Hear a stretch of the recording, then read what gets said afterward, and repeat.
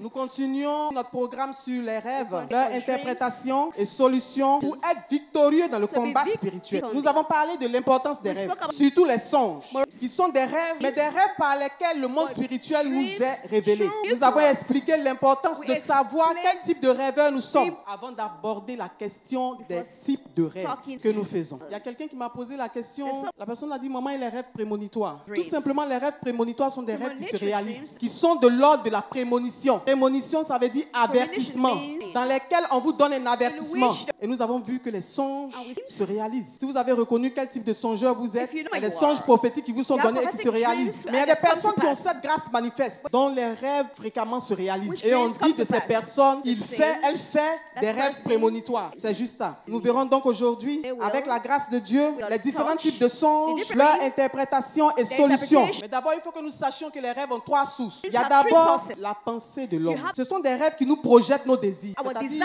les rêves qui ont pour source la pensée de l'homme, nous projettent nos désirs, nos pensées, nos souhaits, même notre imagination. Et Ecclésiaste 5, le verset 2 dit, les songes naissent de la multitude des occupations. C'est de ce genre de songes qu'il s'agit. Tout ce que nous avons fait dans la journée, ça nous revient en rêve. Isaïe 29, le verset 8 dit également, celui qui a faim rêve qu'il mange, celui qui a soif rêve qu'il boit. Donc, alors que nous sommes endormis, tout ce que notre mémoire a enregistré pendant la journée, ce que nous avons regardé, nos chocs affectifs et émotionnels, nos peurs, notre joie, réapparaissent dans nos rêves. Ça, c'est la première source. Deuxièmement, les rêves qui viennent de Dieu. Dieu nous parle en songe, en nous donnant des avertissements, des instructions. Donc, comment savoir que ce songe vient de Dieu? Parce que le songe peut venir de Dieu et nous montrer un danger imminent. C'est quelque chose qui n'est pas bon, mais ça peut venir de Dieu, parce qu'il est en train de nous avertir.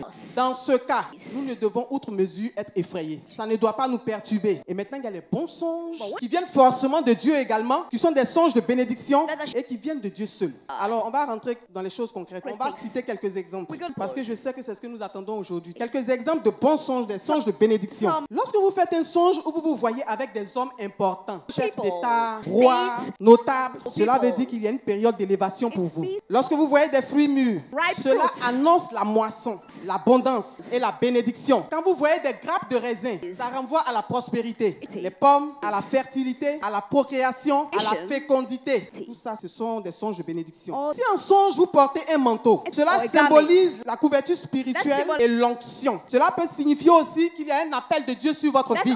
Lorsque nous regardons dans le livre des rois, on nous dit qu'Élisée était dans son champ avec ses 12 paires de bœufs. Et voilà que le prophète Élie passe. Il enlève son manteau, il le jette sur Élisée. Couverture spirituelle. Il ne parle pas. Dès lors qu'il prend la route pour partir, Élisée se met aussitôt à sa suite. Parce qu'il a compris le message qu'il y avait un appel sur sa vie. Lorsque vous rêvez que vous franchissez des portes, vous arrivez des portes s'ouvrent devant vous, vous franchissez les portes. Ce genre de rêve annonce de bonnes nouvelles. Ça veut dire que des opportunités se présentent à vous, se présenteront à vous. Lorsque vous voyez la pluie en rêve, des symboles de bénédiction, mais également de purification. Lorsque vous rêvez ou que dans vos songes, vous voyez des versets bibliques, cela traduit un message que Dieu vous envoie. Et ce message est forcément en rapport avec le contenu du verset. Vous allez voir des gens qui vont vous dire, j'ai fait un songe, j'ai vu un tel passage d'Isaïe, j'ai fait un songe, j'ai vu un tel verset. C'est un message de Dieu. Lorsque vous êtes couronné en rêve, cela renvoie à une récompense, à un honneur qui vous sera fait. Parce que la couronne symbolise l'autorité, la puissance et le règne. Lorsque vous recevez une bénédiction en songe, surtout d'un homme de Dieu que vous connaissez ou pas, ça veut dire que la fin de vos ennuis arrive. C'est la fin des ennuis, c'est la fin des épreuves dans vos vies. Cela veut dire qu'il y a pour vous des temps de rafraîchissement. Lorsque vous recevez de l'argent en rêve, que ce soit des billets ou même une somme symbolique, une pièce symbolique, c'est le signe d'une grande bénédiction matérielle et financière qui vient de vous. Surtout lorsque l'argent vous est donné par un homme de Dieu, c'est fort, c'est le signe d'une grande bénédiction matérielle et financière. Un homme de Dieu, une personne très pieuse. Quand dans vos songes, vous voyez des hommes en tenue, en armes, qui vous protègent, ce sont des anges et des archanges de Dieu. Mais quand ils sont en tenue et qu'ils vous combattent, ce sont des anges déchus. Quelle attitude tenir lorsque vous avez un bon songe? Parce qu'il faut le savoir, c'est pas seulement quand le songe est mauvais qu'on cherche à l'annuler. Quand vous recevez un bon songe de la part du Seigneur, il y a une attitude à avoir. Quand nous regardons dans le livre de la Genèse, Genèse chapitre 37, les versets 9 à 10. Joseph eut encore un autre songe. Il le raconta à ses frères. Il dit, j'ai eu encore un songe. Et voici le soleil, la lune et 11 étoiles se prosternaient devant moi. Et il le raconta à son père et à ses frères. Son père le réprimanda et lui dit, que signifie ce songe que tu as eu? Faudra-t-il que nous venions, toi et ta mère et tes frères, nous prosterner devant toi? Quand vous avez un songe de bénédiction, quand vous avez la grâce qui vient vers vous, forcément ça attire des jaloux. Ça attire la jalousie. Les gens ne sont pas contents de savoir qu'il y a une bénédiction qui vient vers toi. Peut-être que lui, il était enfant, il ne savait pas ce qui était caché derrière ce songe. Mais ses frères ont perçu ça. Ce qui m'a le plus étonné, c'est que le père lui-même lui dit, mais c'est quel genre de songe ça? Alors que lui, le père, il devait être fier de ce que son fils allait être élevé. Pour vous dire, quand vous faites ce genre de songe, vous ne savez pas qui est contre vous. Vous ne savez pas qui peut être contre vous à partir de ça. On ne raconte pas cela à tout le monde. Au premier venu, vous se promenez pour dire, ah moi j'ai eu tel songe. Non, la suite nous la connaissons. À cause de cela, Joseph a été vendu. Il s'est retrouvé prisonnier en Égypte. Mais justement, l'ennemi voulait voler cette bénédiction, voulait stopper cette bénédiction, voulait bloquer cette bénédiction. Il arrive en Égypte, on l'accuse faussement et on le met en prison. Quand tu es en prison, tu ne peux plus prospérer. C'est une manière de stopper sa destinée. Il faut être sage, frère et sœur. Parce que ça peut être dangereux. Dans le cas de Joseph, quelqu'un va dire, mais Joseph a été élevé. Oui, mais Joseph a été élevé. Joseph était dans l'alliance, descendant de Jacob, lui-même descendant d'Isaac, et lui aussi d'Abraham. Il y avait une alliance. Mais mon frère, ma soeur, est-ce que c'est forcément le cas pour toi et moi? Nous savons d'où nous venons. Nous savons ce qu'il y a derrière nous. Donc c'est très dangereux. Ne l'expliquez à personne. Sauf à votre accompagnateur spirituel, dont vous êtes sûr, à cause des œuvres qu'il manifeste, qui prie pour vous et qui veille sur votre âme. Nous avons maintenant les rêves diaboliques, les rêves maléfiques. Nous verrons aussi des exemples et interprétations. L'expérience nous montre que plusieurs personnes ont commencé à expérimenter des blocages, des échecs, des problèmes de santé, après avoir fait un rêve maléfique. Dans la catégorie des songes démoniaques, il y a des songes qui évoquent la tiédeur spirituelle. Lorsque vous voyez des grenouilles, vous voyez la boue, et vous patogez dans la boue, vous voyez des porcs. Ce genre de rêve fait souvent référence à un état de péché dans votre vie. Ou bien même si ce n'est pas vous, dans votre environnement immédiat, qui peut être une porte ouverte à l'ennemi, Dieu est en train d'attirer votre attention là-dessus. Cela peut montrer aussi que votre vie spirituelle est faible. Vous n'avez pas de poids spirituel. Lorsqu'on vole votre Bible en rêve, c'est très grave. C'est une attaque de l'ennemi pour paralyser votre vie spirituelle. Si vous n'avez pas de vie spirituelle, vous êtes livré à la merci des démons. Lorsque vous n'arrivez pas à prononcer le nom de Jésus en rêve, ça dit que l'ennemi vous attaque. Mais vous voulez dire le nom de Jésus, vous n'arrivez pas à dire le nom de Jésus. S'il n'est pas passé, il y a une puissance dans ce nom. Donc pour pouvoir dire ce nom en songe, même lorsque nous sommes endormis, mais il faut que nous ayons une consistance spirituelle. Il y a des gens qui ont essayé en songe. Tu vas dire Jésus, ça ne sort pas.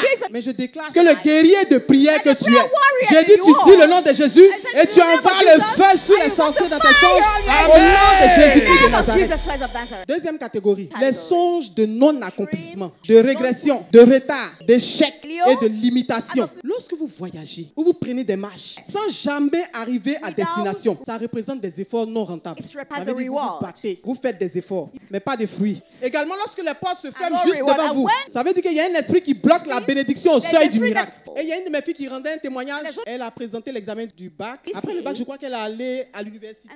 Donc, comme médecine, tout allait bien. Les études avançaient très brillantes. Et après l'examen, on devait donner les résultats. Elle fait un songe. Elle voit la faculté de médecine. Et elle se voit en étudiante en train de vouloir entrer dans la faculté de médecine. Et elle va voir des hommes, des personnes venir devant elle, lui barrer la route. Il y avait comme une porte ouverte et fermer la porte devant elle. Bien aimé, comme à cette époque, elle n'était pas encore une guerrière de prière. Elle a échoué. Il ne faut pas jouer avec ce genre de rêve. Certaines personnes rêvent également qu'elles sont toujours dans les endroits où elles ont vécu dans le passé. Cela veut dire que votre âme est contrôlée par des entités spirituelles qui vous ramènent toujours en arrière. Votre âme est contrôlée là-bas. Parce que c'était souvent des hôtels d'adoration. On sait ces choses. L'adoration familiale et autres. On n'adorait pas Jésus là-bas. Donc, toi qui es passé là-bas, ton nom est sur le fichier de l'hôtel, dans le répertoire de l'hôtel. Et quand ils veulent, on fait appel à votre âme. Quand vous songez, vous vous retrouvez là-bas. Les tortues, les escargots, les mille pattes que vous voyez en rêve, c'est le signe de l'esprit de paresse, de retard, de lenteur. Ça vous rend improductif, inactif. Et il y a des gens comme ça. Ça veut dire, bon, rien ne les intéresse. Souvent, vous vous plaignez d'elle, mais toi, rien ne les intéresse. C'est cet esprit-là. Lorsque vous rêvez que vous voyez des pygmées, ou que vous-même, vous vous retrouvez être des pygmées malgré votre grande taille dans la réalité, lorsque vous faites ce genre de songe, ça veut dire qu'il y a sur vous un esprit de non-accomplissement. Tout ce que vous faites n'évolue pas, ne se déploie pas, ne grandit pas. Vous ne terminez jamais ce que vous avez commencé. Tout ce que vous faites est inachevé comme la taille du pygmée. Nous avons une autre catégorie. Les rêves d'humiliation, de rejet et de confusion. Lorsque vous vous voyez en train de consommer de l'alcool en rêve. C'est-à-dire que vous êtes assis dans un maquis, dans un lieu, et puis il y a de la boisson devant vous, et puis vous consommez l'alcool. Non, ne dites pas parce que je suis jeune, je vais souvent au maquis, peut-être c'est ce que je vois. Prenez cela très au sérieux. Ça veut dire que vous êtes sous l'influence d'un esprit de confusion, d'insouciance. L'état dans lequel nous sommes lorsque nous sommes ivres. Rien ne peut réussir dans ta vie si tu fais ce genre de songe. Quand vous voyez des déchets, des ordures, vous voyez dans des toilettes, ou que l'on urine sur vous, ça veut dire que l'ennemi a mis sur vous un esprit de rejet. Vous dégagez une mauvaise odeur qui fait que vous êtes rejeté par tout le monde. Et vous êtes humilié partout où vous allez. Il y a aussi des rêves. Il y a des personnes qui font des rêves bizarres.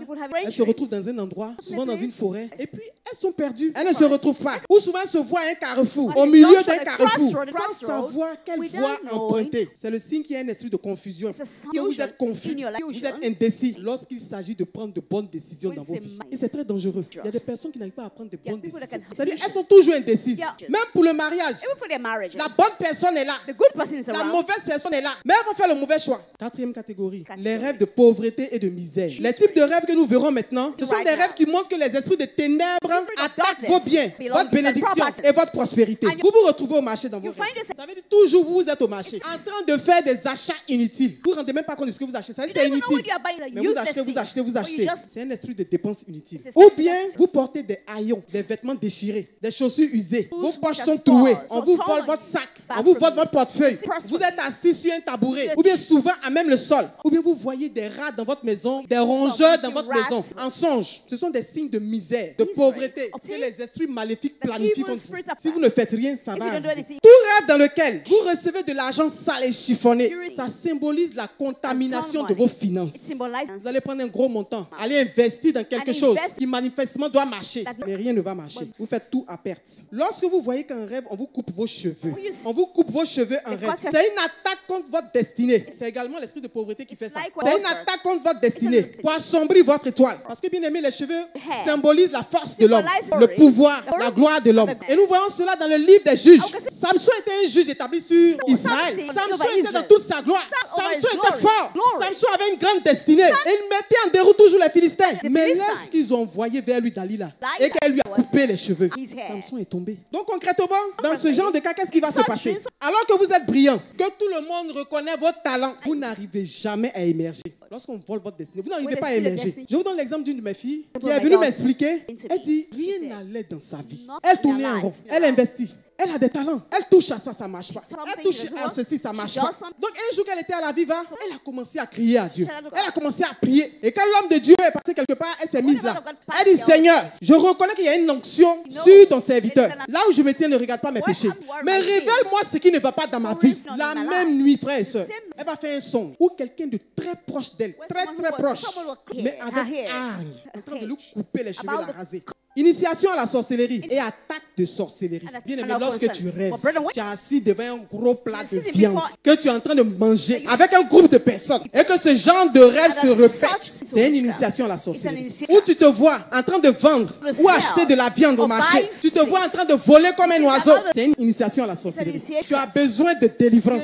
Lorsque dans vos songes, vous voyez des animaux tels que les chats, les chiens, les lions, les serpents et surtout les buffles, ce sont des attaques de sorcellerie. Ça signifie que les esprits de la sorcellerie vous ont ciblé. Bien aimé, envoyez le feu sur eux dans le songe, sur ces animaux, et décrétez leur mort au nom de Jésus-Christ de Nazareth. Également, les songes que vous voyez tomber dans les pluies, ce sont des attaques de sorcellerie. Autre catégorie, les rêves de blocage, de malédiction et d'envoûtement. Il y a des personnes qui rêvent, elles sont toujours dans un embouteillage. Lorsqu'il y a une bénédiction qui arrive, par exemple, tu as atteint un boulot, tu as atteint une promotion, il y a quelque chose qui doit se passer. Tu te vois là, toujours dans tes songes, tu es dans un embouteillage, mais pas possible. Tu ne vois pas devant, tu ne vois pas derrière. Il y a des personnes qui font ce genre de songe. C'est le symbole d'un blocage qui vous empêche d'obtenir ce que Dieu veut pour vous, ce que Dieu veut vous donner. Les toiles d'araignée. Si tu vois les toiles d'araignée, les toiles d'araignée sont un piège tendu par les sorciers. C'est comme un vêtement de malheur qu'on vous met. Et je connais à l'époque un jeune homme que je suivais. Mais ce jeune homme était tellement, il était brillant, mais il était calme, très simple. Il ne comprenait pas ce qui lui arrivait. Mais c'était un moment. J'ai déposé mon dossier dans telle entreprise. Maman m'a dit que c'est bon. Un brillant informaticien. Je dois pouvoir avoir le poste. Dans la même semaine, il va se voir pris dans des toiles d'araignée. Il est pris dans les toiles d'araignée. Ce qui était étrange dans son cas, c'est que dans la journée même, quand il voit ça la nuit comme ça, dans la journée qu'il marche dans les toiles d'araignée, c'est sur lui. Personne ne voit. Et puis lui-même, il est là et puis il est en train d'enlever. Mais il a fallu que nous le suivions, que nous prions, que nous gênions. Pour que ce jeune homme ait un boulot. Qu'il puisse avoir un travail. Il y a un autre rêve de malédiction et d'envoûtement. très mauvais, dangereux. Les rêves où vous voyez le postérieur de quelqu'un. Vous voyez juste le postérieur là. Et puis, il s'abaisse devant vous. Vous voyez l'image que ça vous renvoie. Deux cas comme ça qu'on a eu. Une de mes filles qui avait un contrat. Un important contrat. Des millions. Le contrat était à portée de main. Elle va faire un songe. Elle dit quand elle s'est couchée, d'abord c'est comme si on a mis quelque chose sur elle. Premier songe. Donc, quand elle se réveille, elle a l'impression que la chose lui colle. Elle essaie d'enlever. Bon. Le deuxième songe maintenant qu'elle va faire, la personne vient maintenant, elle lui montre cette scène-là. Elle voit la personne. Elle dit, maman, l'image m'a frappé dans mon visage. Je lui ai dit, ma fille, quand tu t'es réveillée, qu'est-ce que tu as fait? Elle dit, bon, j'ai prié. Mais ce genre de rêve-là, on est violent. C'est pas fait. Non, Seigneur, tu as vu le rêve que j'ai fait? Seigneur, délivre-moi de ce rêve. Et puis tu as fini de prier, tu te lèves, tu tombes. Elle a perdu le contrat. Il y a un autre de mes fils, il y avait une promotion pour lui. On le lui avait déjà dit. Hein. C'était pour lui, on le lui avait déjà dit. Il restait juste à signer les papiers et tout. Il va se coucher la même scène. Il voit quelqu'un lui-même, la personne est assise même sur son visage et a fait un bruit, un petit bruit sur son visage. Bien aimé, le monde spirituel est réel. Hein? Je vous dis que le monde spirituel est réel. Abba a traité ça pour lui. Il y a eu des dégâts dans la famille et mon fils a obtenu sa promotion pour la gloire du nom de Jésus-Christ de Nazareth. Il y a des personnes qui dans leurs rêves se voient régulièrement en prison. Elles sont menottées ou enchaînées. Cela signifie que les esprits de la sorcellerie tiennent votre âme dans leur prison. Or, celui qui est en prison, il ne peut pas se marier, il ne peut pas voyager, il ne peut pas travailler. En temps normal, mais il ne peut pas avoir d'enfants. Il ne peut pas avoir de projet. 7e catégorie, mari et femme de nuit, démons sexuels, esprit d'impureté, sirène des eaux. Lorsque vous rêvez que des chiens vous lèchent le corps, cela signifie que vous avez des démons sexuels. Il y a un esprit d'impureté sur vous. Vous avez besoin de délivrance. Il y a des personnes aussi qui se voient dans des scènes étranges. Beaucoup plus les femmes, mais aussi les hommes souvent. Vous vous voyez dans vos songes, dans une situation de ménage, avec un homme, avec des enfants. C'est-à-dire dans une situation de ménage. Ce sont les esprits de mari de nuit et femme de nuit. Si vous ne les chassez pas, il vous sera très difficile de vous marier et d'avoir des enfants. Et il y a une dame qui m'était venue de la sous-région. Elle m'avait expliqué un songe comme ça qu'elle faisait. Elle dit, il y avait un arbre dans la cour familiale. Elle n'arrivait pas à avoir d'enfants. C'était le sujet de la retraite. Mais chaque fois qu'elle faisait un songe, elle se voyait dans l'arbre là. C'est-à-dire qu'elle grimpe comme dans l'arbre. Et puis, aussitôt, il y a une maison qui est là. C'est-à-dire qu'elle grimpe à l'arbre. C'est comme il y a une porte qui est là. Et puis, quand elle rentre là, c'est une belle maison. Avec un homme. Elle m'a dit un homme de race blanche. Avec des enfants. Elle faisait ses songes fréquemment. On a dû prier pour sa délivrance. Lorsque vous avez des rapports sexuels en rêve, vous avez constamment des rapports sexuels. C'est également l'esprit de mari et femme de nuit. Il y a des personnes aussi qui se voient toujours dans les eaux. Vous êtes toujours dans les eaux, en train de nager. Ou bien vous commencez un rêve, mais vous allez forcément terminer dans un lieu où il y a une grande étendue d'eau. Et c'est comme si c'est le seul passage que vous avez. C'est que probablement, très probablement, votre famille a adoré l'esprit des eaux. Et vous êtes sous l'influence de ces esprits. 8e, les attaques de maladie, de stérilité, de mort. Lorsque vous voyez des mouches, des moustiques, ou bien vous recevez une paire de gifles en rêve, ou un coup sur la tête, ou ailleurs, à un autre endroit, ou bien quand on vous fait une injection, ou quand une bête vous pique, c'est l'esprit de la maladie que l'ennemi vous envoie. C'est l'esprit de la maladie que l'ennemi met sur vous. Lorsque vous voyez un rêve, le sang même, les visions de sang, ça peut présager une programmation d'avortement, de mort par accouchement ou par accident. Vous arrivez quelque part et puis des gens vous poignardent. Quand vous voyez des scènes de sang, l'étouffement dans les rêves, c'est une attaque de la sorcellerie. C'est une des méthodes que l'esprit de la sorcellerie utilise pour tuer des personnes dans leur sommeil. On entend souvent dire, mais j'étais hier avec elle, on était ensemble, on a mangé ensemble, elle allait se coucher. On l'a retrouvée morte le lendemain. C'est une méthode que l'ennemi utilise très souvent. Et quand nous voyons des cimetières dans nos songes, très souvent nous voyons des cimetières dans nos songes. Il y a des gens aussi qui rêvent qu'elles se voient qu'elles sont décédées. Elles se voient décédées dans leurs songes. Ou quand elles songent, elles font des rêves, elles voient toujours des personnes décédées. Il y a un esprit de mort qui vous suit. Cela peut aussi s'expliquer par le fait que dans votre famille, on voue un culte aux morts. Si dans votre famille, on voue un culte aux morts, vous pouvez faire ce genre de songe. Bien aimé, je le disais tout à l'heure, peut-être qu'il y a tellement de types de songes démoniaques, mais j'ai voulu les catégoriser ici et prendre quelques exemples dans chaque domaine pour que vous puissiez discerner vous-même désormais. Et donc maintenant, nous allons voir les solutions pour briser et annuler ces rêves. C'est ça le plus important. Ne sois pas effrayé parce que tu as eu un songe démoniaque. C'est pas la fin du monde. Mais quand tu as eu le songe, quelle est ton attitude? Comment est-ce que tu te comportes? Qu'est-ce que tu fais? De la même manière, donc, quand tu as un bon songe, tu dois faire tout pour amener le songe à réalisation. Mais quand il y a un mauvais songe, tu dois annuler cela sur ta vie. Le songe ne doit pas se réaliser. L'ennemi doit échouer parce que ton Dieu a dit dans sa parole que toute âme forgée contre toi ne prospère pas. J'ai dit toute âme forgée contre toi ne prospère pas au nom de Jésus-Christ. Donc la la liste de ces rêves que nous avons vus, ce n'est pas une liste exhaustive. Ce n'est pas une liste complète. Quelqu'un m'a dit, ah moi j'ai rêvé à ça, maman n'a pas dit ça. Non. Mais parce que, ou bien même il y a des songes qu'on va vous raconter, vous allez vous demander, mais est-ce que ça peut exister? Mais parce que l'ennemi ne s'épuise pas, parce qu'il n'est pas fatigué, parce qu'il met toujours au point de nouvelles stratégies pour attaquer les hommes. On dit, il est comme un lion dévorant qui rôde autour de nous, cherchant qui attraper. Ce que je veux que tu saisisses, c'est que ce qui facilite les manœuvres du diable contre nous, l'action du diable contre nous. Bien aimé, ce sont les portes ouvertes. Par exemple, les liens de famille peuvent expliquer ces rêves démoniaques. Ça, c'est pas de votre fait. Mais les liens de famille, lorsque vous n'êtes pas encore assez aguerri pour vous affranchir, pour vous détacher, ça peut influencer votre rêve. Également, quand vous pratiquez l'occultisme, vous fréquentez des occultistes. Vous avez en votre possession dans votre maison des objets occultes. Mais ce sont des points de contact. Il y a des chrétiens qui s'en vont au village, qui veulent décorer leur maison. Ils ne voient pas d'image de Jésus. Il n'y a pas d'image de la Vierge Marie. Il n'y a pas d'image de saint. Mais c'est des statues qui sont au village, des statues d'un démon. Tu ne sais même pas ce qui est derrière. C'est ça qui est dans ta maison. Quand nous disons que nous sommes chrétiens, nous devons être chrétiens jusqu'au bout. Dans toutes les choses, bien aimées. Lorsque vous regardez des films érotiques, c'est une porte ouverte aux démons. C'est une grande porte ouverte aux démons. Bien aimé, il y a également la colère, qui est une grande porte d'accès à nos vies. Éphésiens, chapitre 4, versets 26 à 27. Si vous vous mettez en colère, ne péchez point. Tu t'es peut-être mise en colère. Ne péchez point. Que le soleil ne se couche pas sur votre colère. Et ne donnez pas ainsi accès au diable. La solution contre les rêves démoniaques, c'est également la conversion, la véritable conversion, afin que nous soyons toujours en état de grâce et que l'ennemi n'ait rien en nous, que nous puissions dire, comme notre maître Jésus, Satan n'a rien en moi. Même quand Jésus était affaibli, 40 jours de jeûne sur la montagne, croyant pouvoir profiter de sa faiblesse, il n'a pas pu. Il dit, Satan n'a rien en moi. Donc si nous sommes de véritables disciples, nous devons pouvoir le dire. Nous sommes des hommes, c'est vrai. On dit, le saint même, il pêche 7 fois. Donc quelqu'un m'a dit, ah, mais ça, comment j'ai fait? Le saint même pêche 7 fois. Mais comment je vais être en état de grâce? Le sacrement de la pénitence et de la réconciliation. Il ne dépasse pas un mois. Confesse-toi régulièrement. Quand le démon va vouloir t'accuser qu'il n'est rien, il n'y a aucune base sur laquelle s'appuyer. Quand vous faites un rêve démoniaque, au réveil, aussitôt, il faut refuser le songe. Il ne s'agit pas de sortir, d'aller à ses occupations et puis de revenir. Ah, j'ai fait un rêve, je vais commencer à m'occuper de ça. Dès que tu te lèves, tu refuses le songe et tu annules le songe. Aussitôt. Maintenant, pour les violents, ce qu'Abba nous enseigne, il dit tu annules, tu refuses, et puis tu reprogrammes. Tu restes couché là. Si tu ne vas pas au travail, et puis tu rentres dans un songe, tu demandes cela à Dieu. Et puis quand tu rentres dans le songe, tu reprogrammes les choses. Ça dit la scène démoniaque que tu as vue. Tu annules cette scène. Et puis tu reprogrammes une scène qui a ton avantage. Si on avait frustré ton mariage, tu te projettes, tu te vois en train de te marier, tu te vois dans ta robe, tu te vois avec ton époux, tu vois tes enfants, tu vois ta maison, tu te vois à la mairie, tu vois l'officier de ta civile en train de célébrer ton mariage. Alléluia.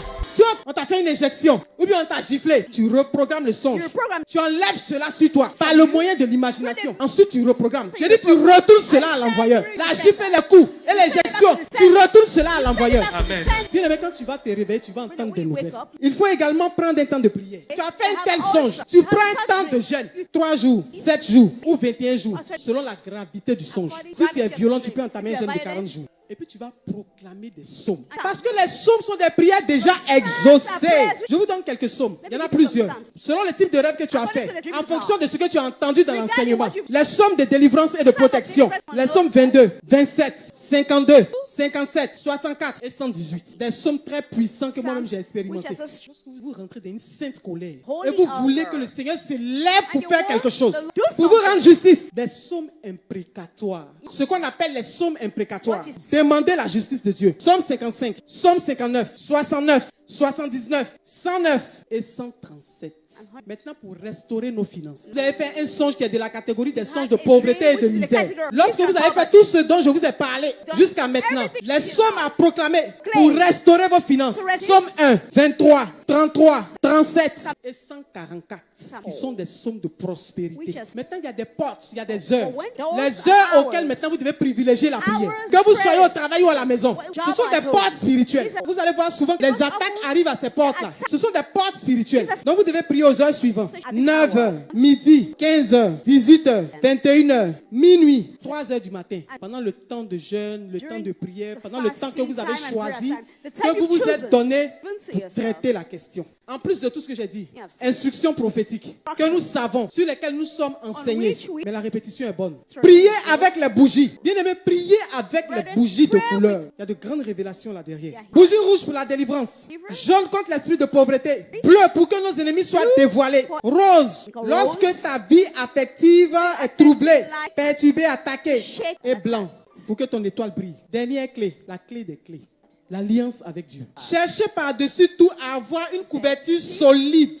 Une couverture solide par l'alliance avec Dieu. Parce que nous savons, la prière, ça marche et ça marche bien. Mais il y a des niveaux où ta prière ne peut pas pénétrer. Bien aimé, à ce niveau-là, c'est l'alliance qui parle. Ayez une alliance avec Dieu. En marchant dans ses voies et en posant des actes pour l'avancement de son royaume. Par les prémices, par l'alliance, par les dons aux enfants de Gobelé, par le souci du royaume. Lorsqu'il y a une paroisse en construction quelque part, où va déposer ton offrande là-bas? Soutenir les hommes de Dieu. Soutenir l'œuvre de Dieu. Soutenir le plus faible. Soutenir le pauvre. Soutenir la veuve. Soutenir l'orphelin. Car celui qui est en alliance avec Dieu, il a sa vie en sécurité. Je dis, quand tu es en alliance avec Dieu, ta vie est en sécurité. Tes affaires prospèrent. Tu réussis dans tout ce que tu fais. Amen.